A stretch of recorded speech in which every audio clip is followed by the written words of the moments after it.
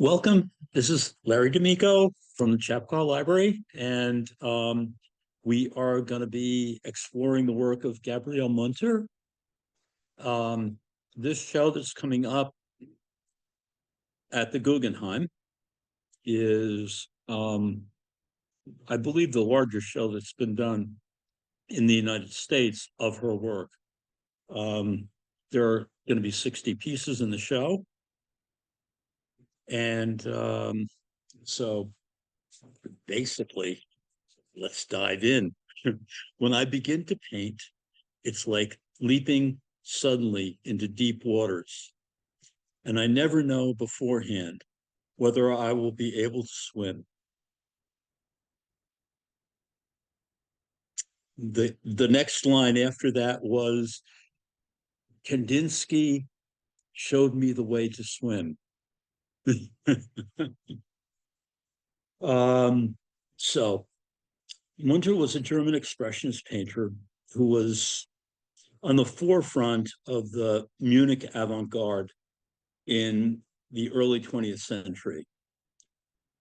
She studied and lived with Laszlo Kandinsky and was a founding member of the expressionist group, the Blue Rider. She had a long and productive career. Munter, as an artist and collaborator with Kandinsky, has been overlooked for her significant contribution to early 20th century modernism. Munter, whose complexity and ingenuity as an artist were largely misunderstood at her own time. She explored concepts of identity and authenticity, form, and color. Throughout her career, still life, landscape, portrait genres were her focus, using vibrant colors and lively brushwork. She kept the work fresh. So we're going to jump in here. Um, the youngest of five children, Munter was born to upper middle class parents in Berlin in 1877. Her parents met and married in America. Her father moved to America in 1848 to avoid being arrested for promotion of liberal and revolutionary ideas, whatever that means.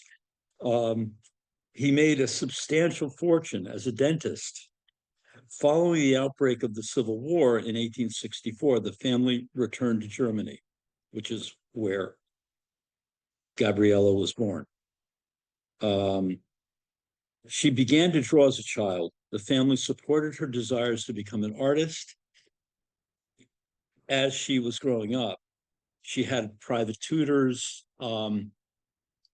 Since women weren't allowed into the academy in Germany, that was the way that women got their art education in Germany at that time. Her father died in 1886 when she was 9.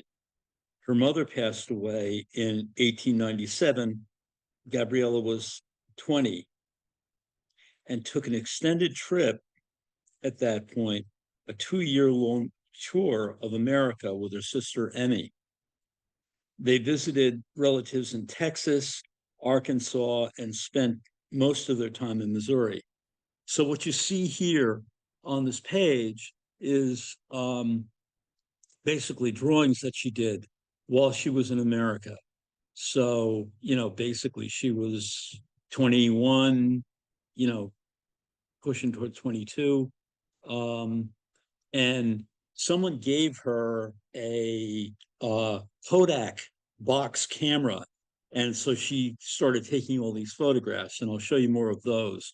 But these drawings are quite, they're quite good. They're quite accomplished for somebody who really hadn't had academic training. She really used the pencil. Even as a child, I practiced with the pencil.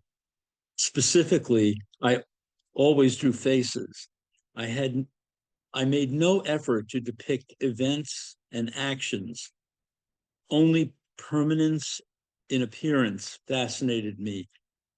in a person, the form in which the essence was expressed.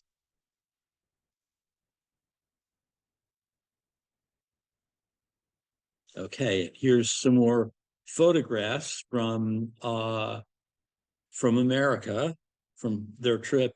Basically, they spent time in Texas and Arkansas and Missouri, where they had relatives. I love that middle one with the shadow of her taking the shot.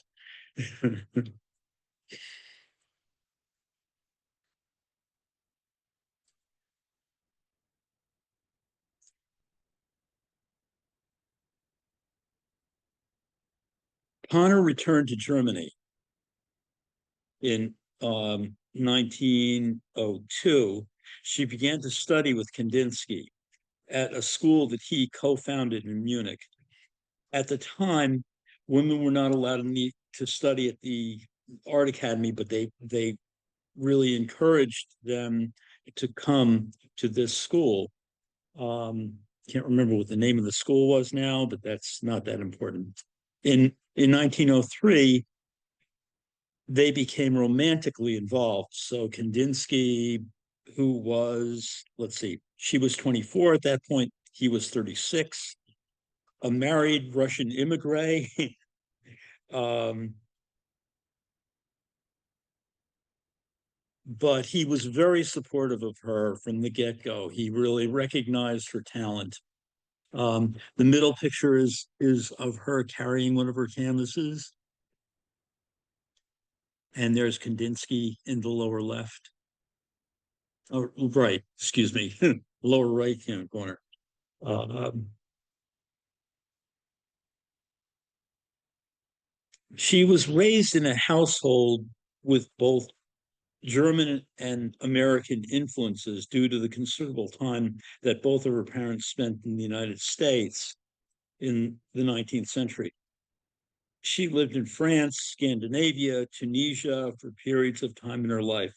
Munter attained early fluency in German and English, and later in French, Danish, and Swedish. This international outlook gave her a unique point of view. Very bright lady, she may Munter may have been 24, involved with Kandinsky at 36, but um, she was in many ways a very independent woman. The family had had some degree of wealth, and so she really didn't have to worry about earning a living. She really could focus on making her art and moving in that direction.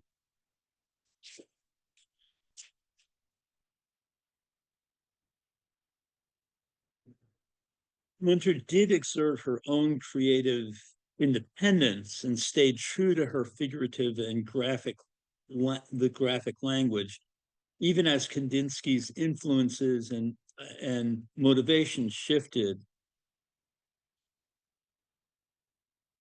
In an interview toward the end of her life, she commented, "I will never dispense entirely with nature." But you can see here um, uh, this piece where she was painting outdoors, and Kandinsky encouraged her to use the palette knife to actually get the paint on there really quickly, and she really took that to heart. Um, she was finding that using the brush was too slow for her, so actually taking the paint and putting it on with the palette knife was a breakthrough for her.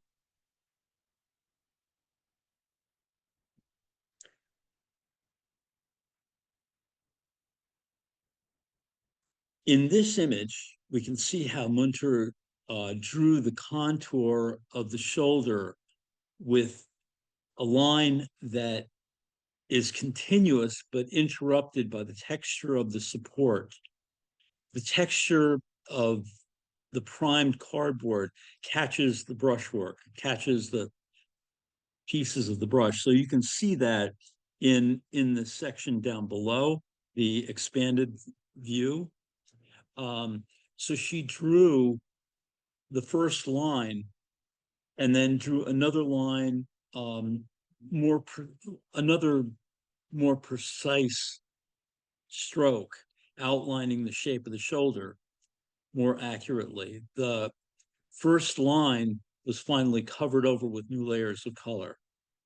Munter constructed her portrait with multiple overlapping brush strokes, applying successive layers of color that meticulously define the planes of shade and light, adding depth and volume to the composition.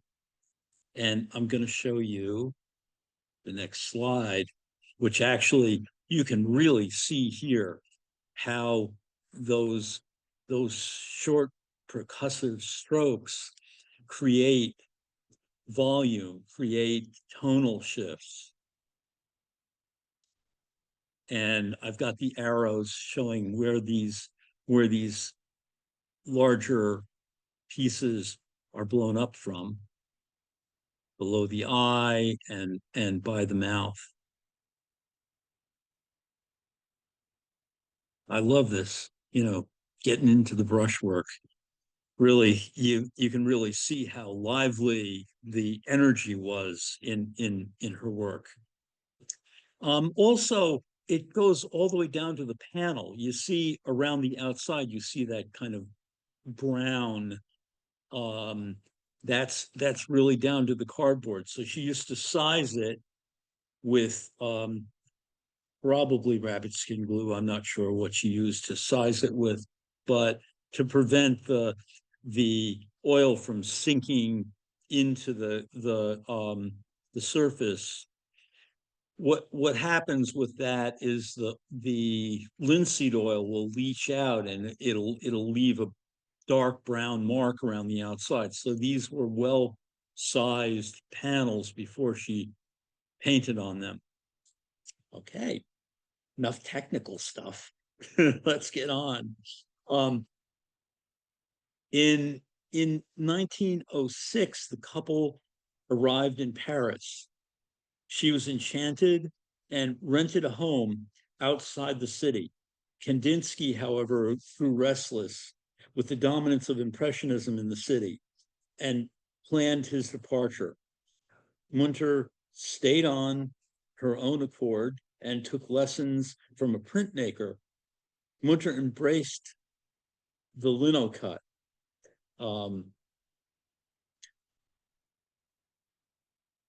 I want to look a bit more closely at the self-portrait, but for right now, one of the things you can see is how she used a black line to render her the construction of her composition. Now, off to the right is a Kandinsky, and to the left is Munter. Color is the keyboard.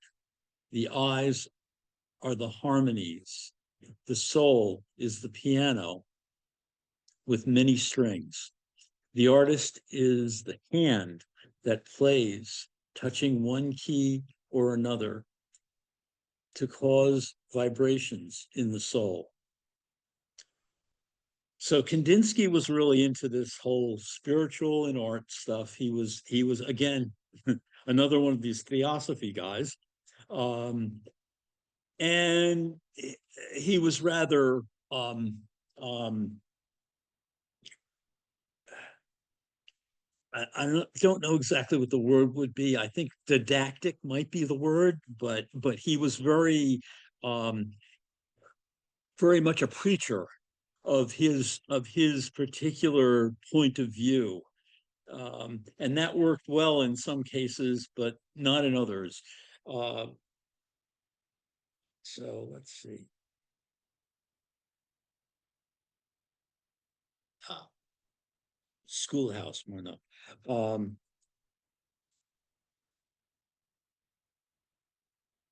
On returning to Munich, Munter and Kandinsky would visit the small town Murnau in the foothills of the Bavarian Alps. Munter fell in love with the idyllic landscape, purchasing a home with her inheritance in 1909.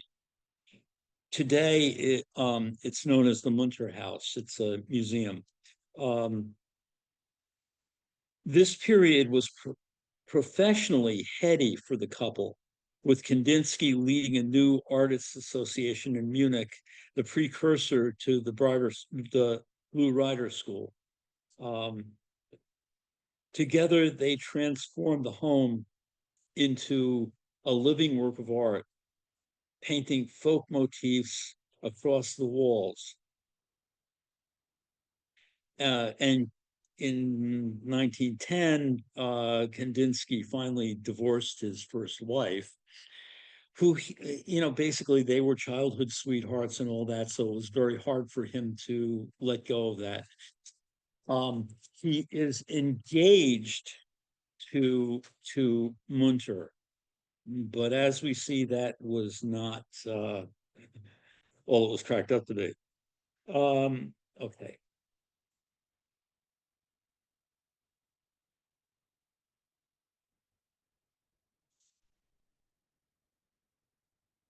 Okay. These are a couple of wonderful Gabriele Munter pieces. Return from Shopping is a wonderfully wacky composition. Um, Intimate and nameless at the same time. Uh, Really interesting layers and use of abstract form. The folk art tradition was something that she was paying a lot of attention to. Actually, so was Kandinsky, and all of the German expressionists really looked to folk art as a source for inspiration. Um, the boy, this portrait really kind of, for me, foreshadows by decades somebody like Alice Neal, this kind of psychological uh, portrait.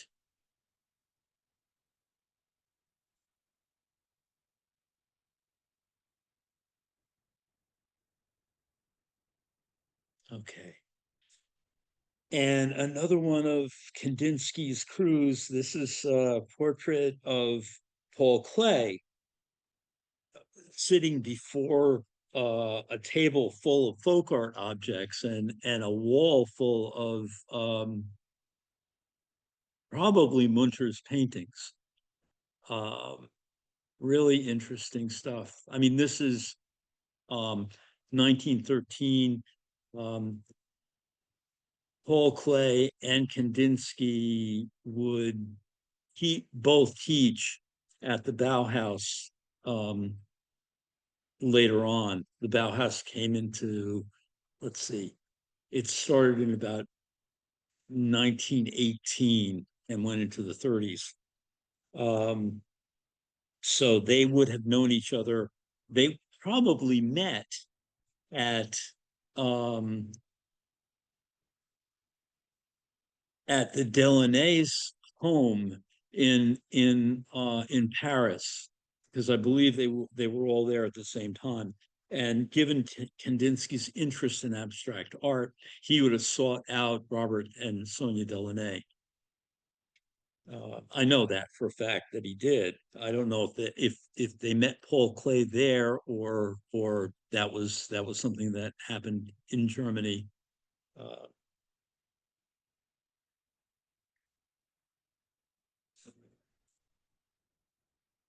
anyway, here we go. Boating with Kandinsky standing at the bow as um, Gabriele Munter used. She was pulling the oars. A very interesting picture, and I'm going to come back to it a little bit later because it's got some pretty interesting symbolic qualities to it.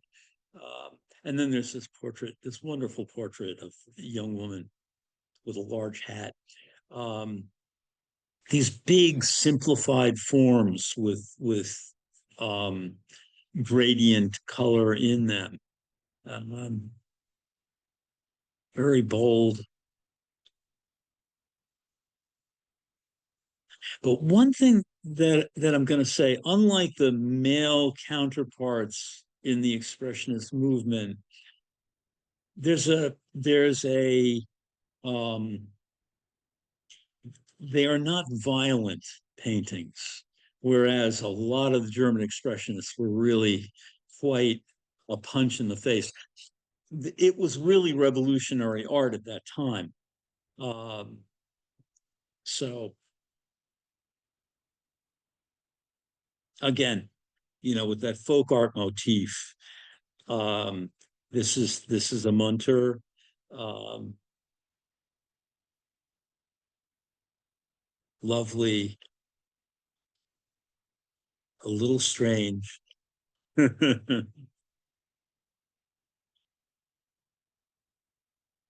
again, the rules of perspective and all that go out the window. It's really about the expressive quality of the paint, um, uh, complementary colors, the red and green dominant in this painting.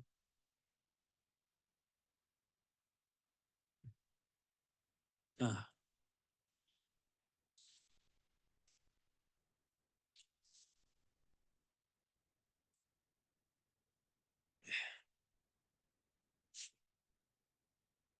so this lone pensive woman is a theme that repeats itself in her work. Um,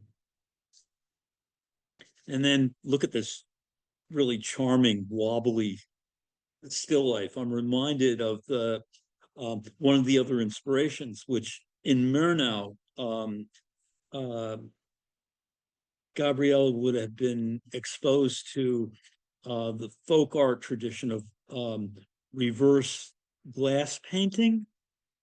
So the outlines are very important, and all that just bold. I love this wobbly still life. Uh, in Stockholm, Munter painted a work entitled Future, showing a woman looking out from the canvas with eager directness. It's an image that could be interpreted as Munter's entering the next era in her life. I also just simply love this lady in an armchair writing. The composition is just so elegant, and it reminds me of Milton Avery. Uh,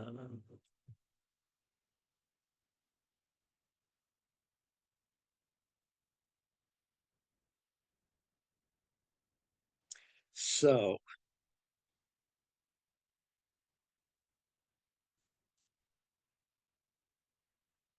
these are really later in her career, but it's still a fresh take on what she has to say. These are very smart paintings.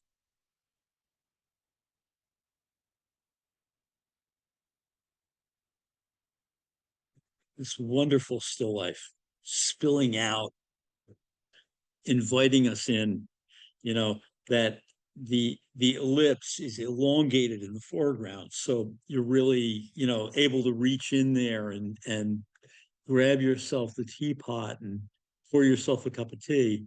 Um, and these wonderful buoyant objects and bright color, and the snowy limbs on this snow covered pine, really interesting. They kind of burst out of the picture plane. The that that blue-gray field behind them, and then the rich, full. Well, let me see if I can get the. Might as well get even bigger so you can actually see the brushwork in this thing. So it's just so luscious. And while we're at it, I might as well go over here and take a look at this one too. So you can see that use of the line that I was talking about. And that's really out of you know, the uh, linotype printmaking business where the line is very important.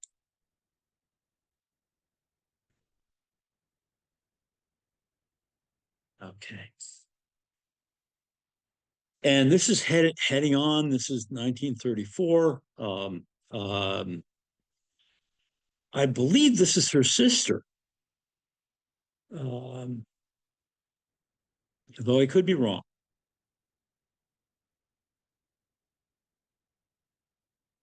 But beautiful. Again, the complementary colors, the yellow in front of the violet, the green against the red in the portrait on the right. And she's in this red dress on this green field, really pops.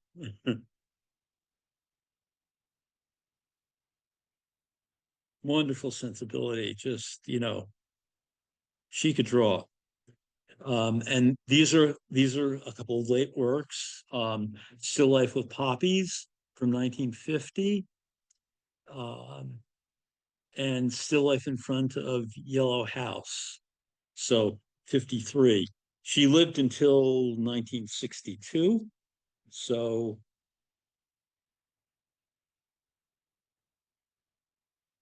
all right. So we're going to move on now. And I'm going to go back to um, talk a little bit more about Kandinsky and Munter's 12-year on and off again relationship. This mentor mentee business is fraud. They were engaged in 1908. I believe, yeah, it was 2 years before he divorced his wife. By 1914, with the onset of World War One, they went to Switzerland, but soon after, Kandinsky was deported back to Russia, and they never saw one another again. Years later, he married a 17-year-old woman in Russia, and Gabriele found out about it years later. Lots of heartbreak in this one.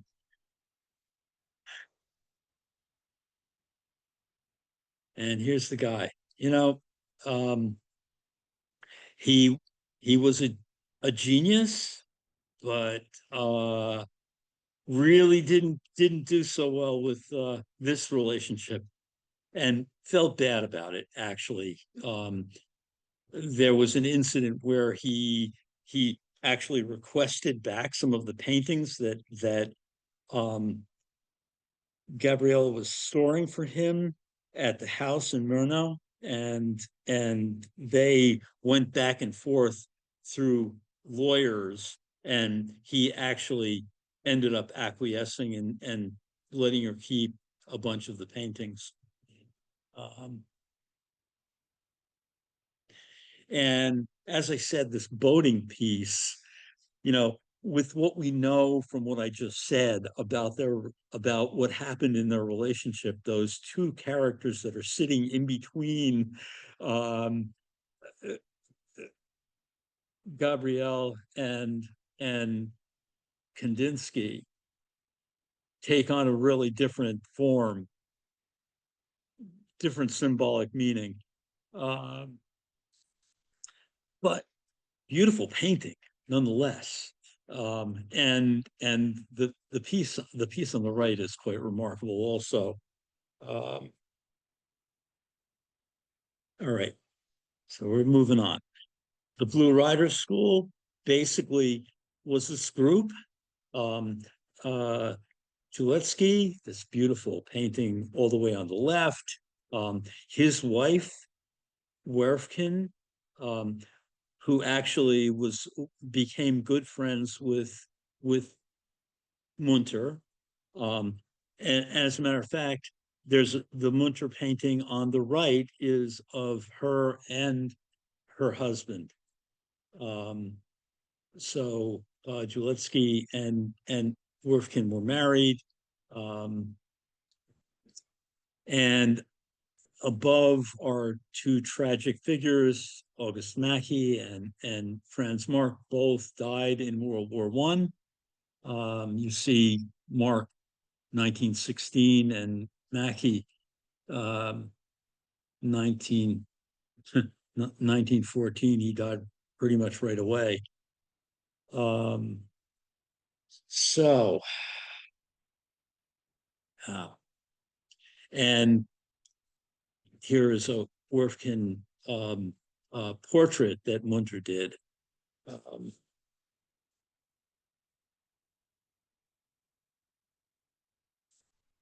this simplified, kind of elegant shapes of these portraits. And then this piece on the right is a Marian von Werfkin piece, which is fabulous. Also, it's gouache and watercolor, fairly large. I mean, 22 by 29 is fairly large. That's something else. Many of Munter's pieces are modest in scale because of the the the need that she had to get down her impression, her her her reaction and response to the subject as fast as possible. She painted fairly modest in size.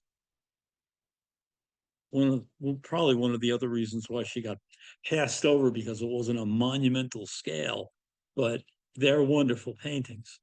And you see this really elegant portrait, simplified, elegant portraits, brief and to the point, basically. This Arthur Siegel piece is fabulous. Those shapes, the colors. She was a marvelous painter. And this Apple Tree 1908, not a long stretch to say that this one had some symbolic meaning. It's 1908. The romance is fresh. Let's see what we've got here. Somebody asked, why didn't she paint on canvas? Ah, speed. She did paint on canvas, but many of these are on panels just because she wanted to get to it so quickly.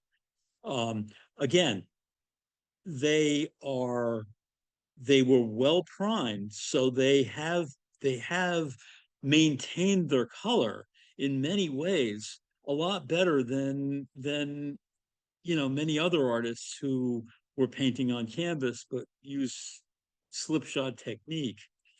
It's often these paintings are painted wet into wet, so they don't have as much cracking as many paintings that are layered can get.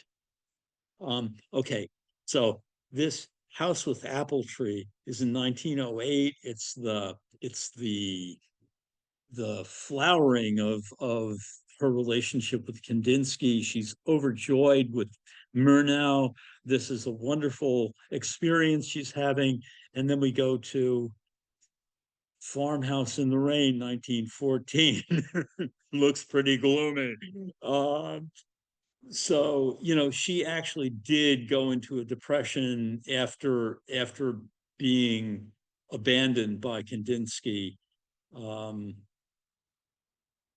and didn't paint for a period of time, but got back to it. Thank God. And let's see. Ah, here we go. So we go from this to 1916, 1917. She's in Stockholm, new place, fresh vision. Um, it's still it's dark. She's still in the tunnel, but she's looking out. And then this beautiful piece from 1917, um, New Life, moving on. Became acquainted with the art historian Johannes. I'm gonna try and pronounce this name, Eckner. In 1927, they would reside together, live a quiet life through the war years in Murnau. Um, so, though Kandinsky was a fiery period in her life, she did have companionship. So it wasn't like she went yearning through the rest of her life, waiting for somebody to turn up. Uh, and he was a very supportive partner for her.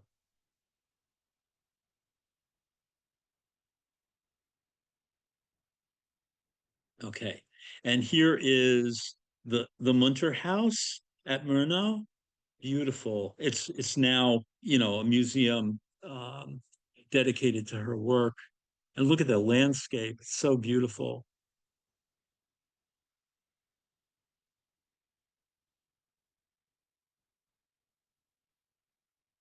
So again, oil on board, but look at the size of it. It's 14 by 19 inches. So she's the thing is she's so productive that stretching a canvas is just beyond her ability. She's just got to get to it.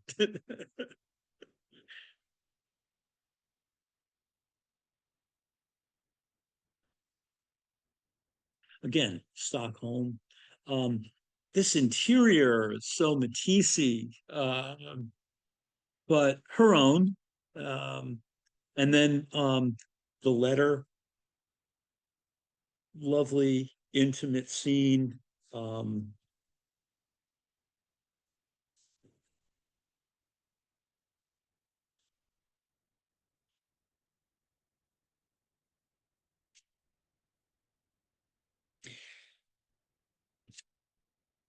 the way she integrated her personal life into her work is something that is quite lovely and quite unique at that time. I mean, somebody like Bonnard, of course, has that quality to it, and I see that in um, there's a certain kind of Germanic melancholia in here, but there's also a joyful quality to these pieces, and her the buoyance of her drawing is really incredible. I meant to put some of her line drawings in here and forgot to do it.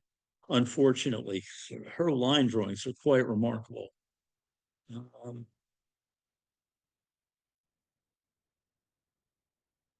okay,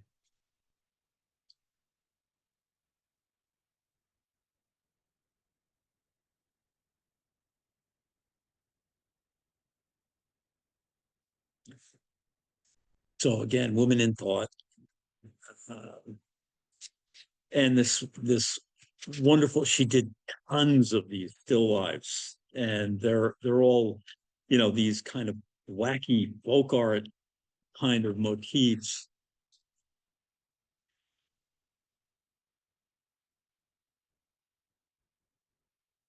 Okay, Breakfast of the Birds. So this one's quite an interesting piece. You can't really see it too clearly, but there's a violet in the foreground, this violet gray that's in the foreground, and the yellow that's on top of the table is this brilliant yellow.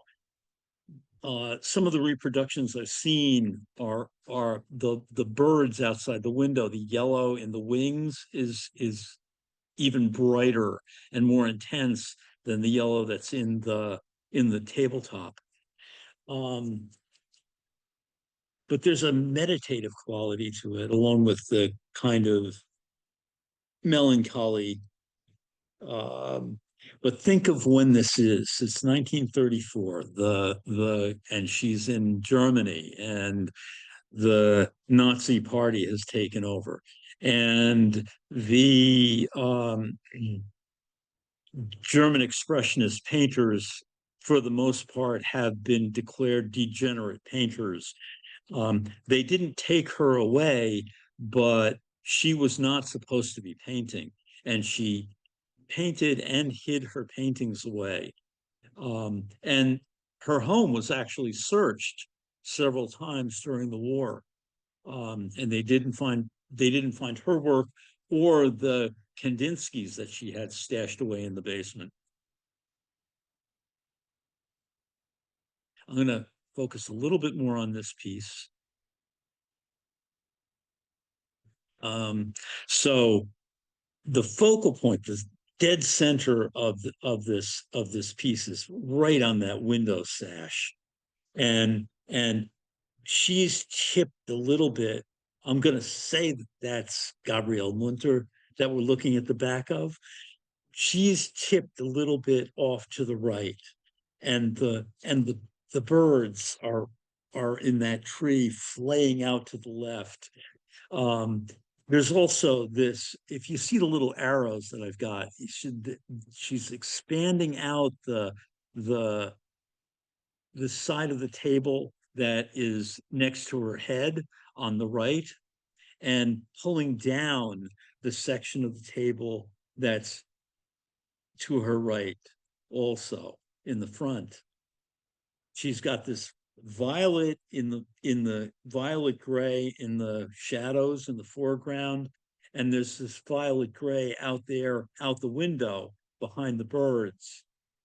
um, and then there's the yellow, the muted yellow that's in the tablecloth. um, so she's using muted complementary colors. It's a very interesting piece, so that it gives attention, it gives a certain kind of pulse and tension to this piece, and those heavy drapes kind of framing things. Interesting little drama.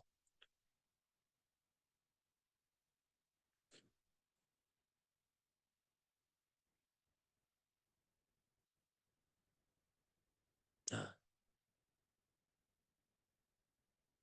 I just threw this one in there because I love it. It's not late in her career. It's 1928, but beautiful piece. Again, symbolic business. A lot of this business about the window stuff.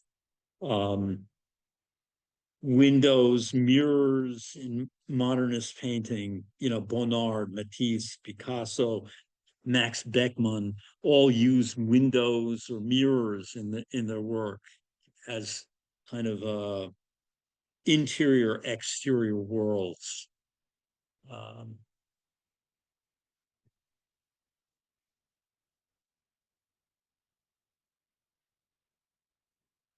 oh, okay.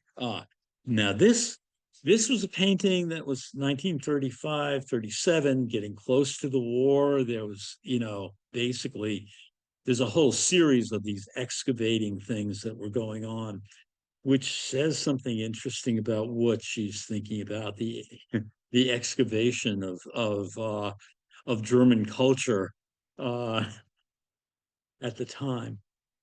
Really interesting stuff.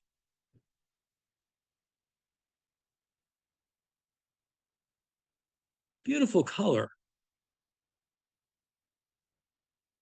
harmonies. Oh, okay. So this is a late piece, The Blue Lake, 1954. There are other late pieces which are also marvelous. She did a lot of the, still lifes and some portraits and things like that. Um, but there's only so much I can squeeze in. I love those mountains in the background, those little humps back there, that repetition. um, so there are 60 paintings in this show, uh, paintings and photographs. They actually, I think they have about 16 of her photographs in the show because the curators felt that it was such an important part to her growth as a painter. The compositional forces that she learned to capture with that little boxy Kodak. Um, and there are so many wonderful portraits. I didn't put them all in. There's more for you to learn about her. And this show is going to be in November, so you have time to plan for it. Um, the next Oh, one other thing that I'll say is during the war years, she definitely, she got by. They did not, you know, mess with her too much. But um, a lot of the expressionist painters, some of them got thrown into prison camps for crying out loud. And many of them, just had to escape the country. Um, so the next talk that I'm going to do Beaufort Delaney. Um, I have done him before. He's a wonderful black artist. They have a big show of his drawings and paintings at the Drawing Center in New York, and it's going to be on through August. I think August 15th, or maybe later. Maybe it's on until September. I'm not sure about the dates on it, but it's on now. So in 2 weeks, that's where we're going to go. If you have any questions, ask them now.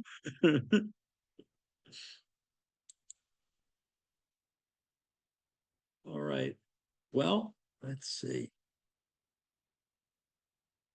Okay. So I will see you. Oh, by the way, tonight there's a wonderful jazz concert that's happening at the Chappaqua Library. I'll be there. Hope to see you.